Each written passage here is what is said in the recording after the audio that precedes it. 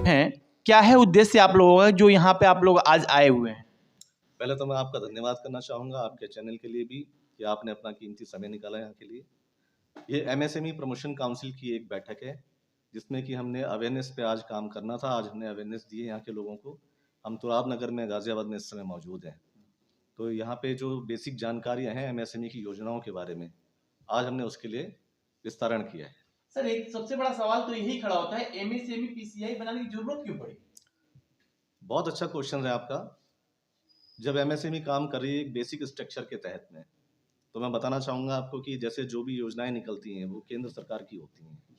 केंद्र सरकार उन योजनाओं को राज्य के मुख्यमंत्रियों तक पहुंचाते हैं। राज्य के मुख्यमंत्री जो होते हैं वो डिस्ट्रिक्ट मजिस्ट्रेट तक इन योजनाओं को पहुंचाते हैं, जिसमें कि एमएसएमई के डायरेक्टर की अहम भूमिका होती है। परंतु इतनी मतलब उनके पास जो है शेड्यूल बिजी होता है, अतिरिक्त इतने प्रभार होते हैं, कई काम करने होते हैं, जिसकी वजह से कहीं ना कहीं डीएम यानी डिस्ट्रिक्ट मजिस्ट्रेट जो है उन योजनाओं को फैला नहीं पाते, जन जन तक जा नहीं पाती हैं योजनाएं। तो प्रमोशन काउंसिल इंडिया इसीलिए बनाई गई कि एक सेंट्रल कमेटी, प्रदेश की कमेटी, एक डिस्ट्रिक्ट यानी जिले की कमेटी बना करके हम लोगों के बीच, लोगों में जा करके एमएसएमई की सारी जानकारियों को जन जन तक पहुंचा सके। सर जैसे कि इसमें जो रोजगार की आप बात कर रहे हैं कि लोगों को उद्योग मिलता है, रोजगार मिलता है, वो कैसे लोग होते हैं जिनको इनका रोजगार मिलेगा?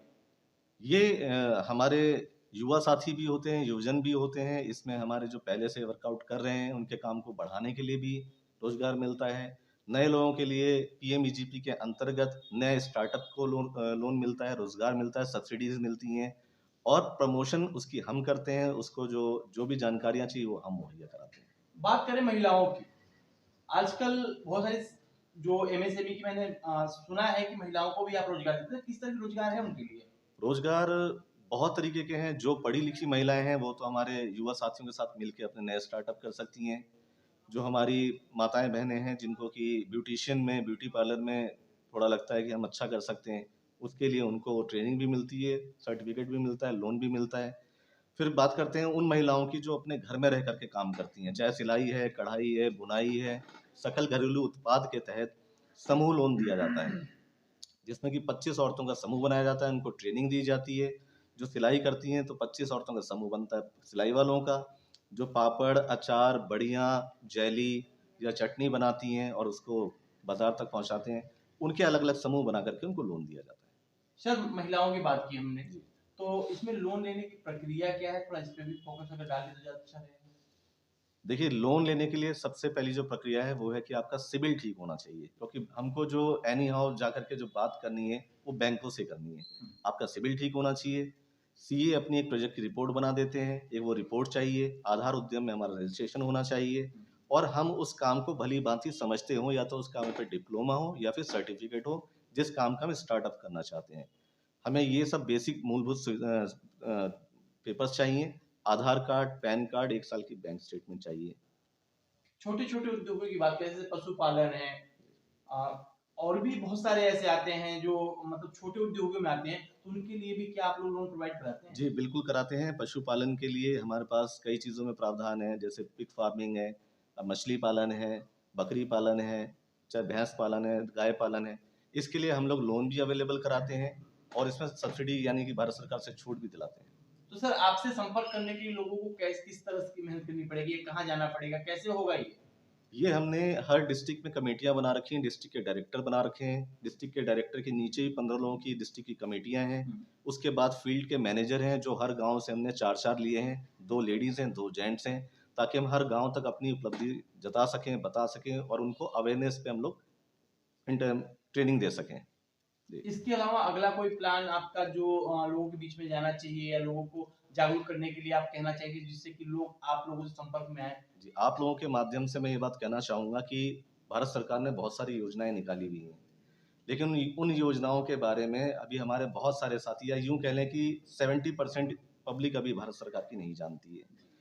एमएसएमई प्रमोशन काउंसिल इंडिया जन जन तक जा करके एमएसएमई की सारी योजनाओं को क्रमबद्ध तरीके से पहुंचाने का कार्य कर रही है।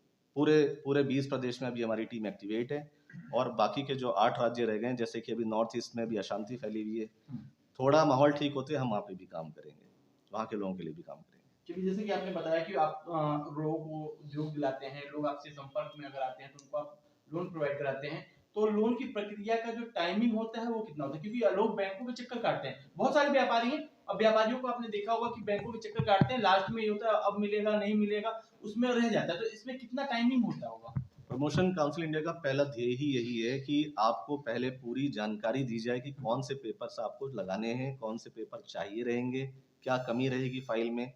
हम पहले वो फाइल अच्छे से मैं सुरेंद्र भाटी जी, जिला गाजियाबाद, तुराब नगर से हूँ। सर आज जो ये बैठक है इसका क्या पर्पज है? इसका पर्पज ये है कि पब्लिक में जुड़ना और इनको जोड़ना। आज मीटिंग हुई है यहाँ, इसी पर्पज से कि सभी को जोड़ के साथ चलना। व्यापारी आपके पास में बहुत ज्यादा है, तो व्यापारियों तक ये बात पहुंचेगी? हाँ, व्यापारी तक बात पहुँचेगी। आज व्यापारी भी बैठे थे हमारे यहाँ पर आके और उन्हें समझाया है हमारे चेयरमैन साहब ने, सभी को हमने भी समझाया और काफ़ी भीड़ रही आज। तो आने वाले टाइम में भी हम और ज़्यादा भीड़ रहेगी और उनके अपने माध्यम से सबके पहुँचाएंगे बात को। सर मैं बात करूं स्टार्टअप लोन की, हाँ जी, क्योंकि नॉर्मली क्या बिजनेस तो बहुत सारे लोग करना चाहते हैं, लेकिन उन लोगों के पास पैसा नहीं है कि वो कर सकें। तो इसमें स्टार्टअप लोन का क्या प्रक्रिया है? स्टार्टअप लोन कई तरीके की कैटेगरी में आ जाएंगे। जैसे कि सबसे पहले कैटेगरी है जो बहुत छोटी है, स्वनिधि योजना के तहत चल रही है, 10,000 रुपये की है, जो रेहड़ी पटरी खोमचे वाले के लिए निकली हुई है। फिर आएंगे हम पीएम विश्वकर्मा योजना में, जिसको अभी ₹1,00,000 तक का दे रखा है माननीय प्रधानमंत्री जी ने। उसके अलावा आएगी कौशल किशोर योजना जो 50,000 तक की चल रही है। ये तो रही योजनाओं की बात जो छोटे स्केल पे हम लोग काम कर रहे हैं जिसमें।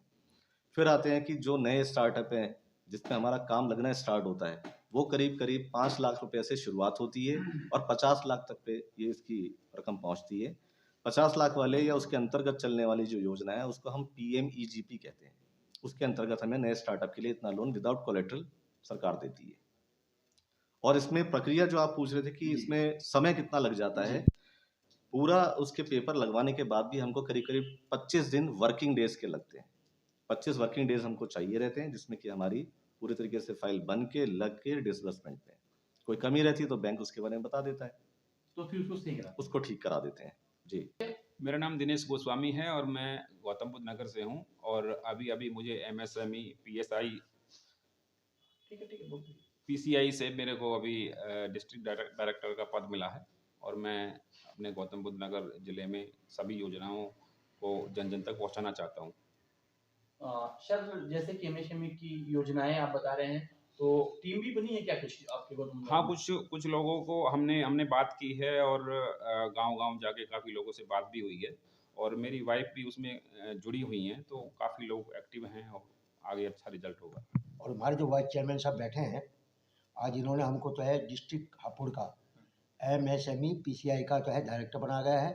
इसकी उद्देश्य इसका ये है कि जो भारत सरकार की योजना है वो जन जन तक पहुंचाना और जो समाज के वंचित है, उपेक्षित है, बेरोजगार हैं, जिनको रोजगार नहीं मिल पा रहा है, उनमें सरकार की योजनाओं की जानकारी देना और बैंकों से उनकी मदद करना और उनकी प्रोजेक्ट रिपोर्ट बनवाने में मदद करना, ये हमारा उद्देश्य है।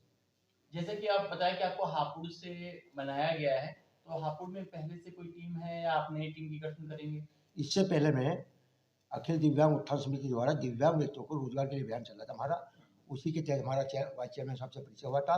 उसमें जो समाज के दिव्यांग व्यक्ति और बेरोजगार व्यक्ति हैं जिनके लिए योजना बनती है उनको लाभ मिल नहीं पाता, तो ऐसे व्यक्ति जो उनके नाम पर लाभ उठाते हैं, जो योजना में अपात्र हैं, उन अपात्रों को चिन्हित करके और उनकी सब्सिडी खत्म करके जो जरूरतमंद व्यक्ति हैं, दिव्यांग हैं या बेरोजगार है, उनको लाभ दिलाना और भारत सरकार को उनकी कंप्लेन भेजना, CBI को उनकी कंप्लेन भेजना, जो भारत सरकार की योजना है जो गलत तरीके से सब्सिडी का लाभ उठा रहे हैं। चलिए वो तो खैर सर बाद की बातें हैं। मैं ये पूछूं इसमें आप जब से जुड़े हैं तो क्या लग रहा है आपको?